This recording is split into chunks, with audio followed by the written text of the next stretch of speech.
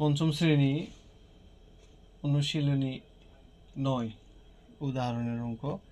একজন বিক্রেতা ক্রয় মূল্যের চাইতে 12% কমিয়ে 7,040 টাকায় একটি টেবিল বিক্রয় করল। টেবিলটির ক্রয় মূল্য কত? মনে করি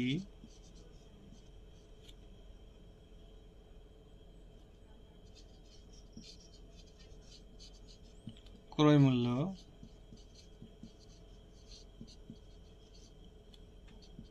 100 টাকা।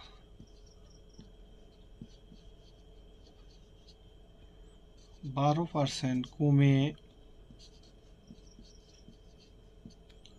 বিক্রয় মূল্য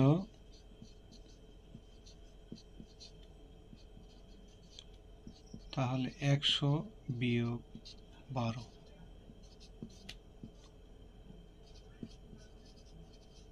সমান 88 টাকা। যেহেতু আমার ক্রয় মূল্য চেয়েছে সেহেতু ক্রয় মূল্য সমান চিহ্নের ওই পাশে থাকবে। তাহলে বিক্রয় মূল্য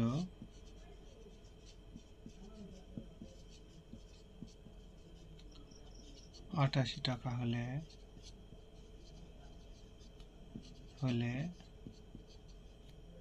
ক্রয় মূল্য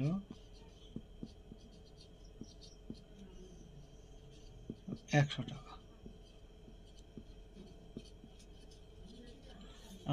বিক্রয় মূল্য 1 টাকা হলে তাহলে 100 ডিভাইডেড 88। বিক্রয় মূল্য 7,040 টাকা হলে তাহলে 100 গুণন 7,040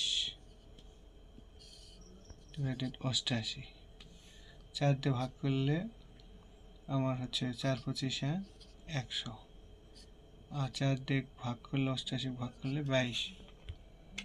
এখন এই 22 দিয়ে আমি যদি 7,040 ভাগ করি তাহলে 320 আর 25 গুণ করলে 8,000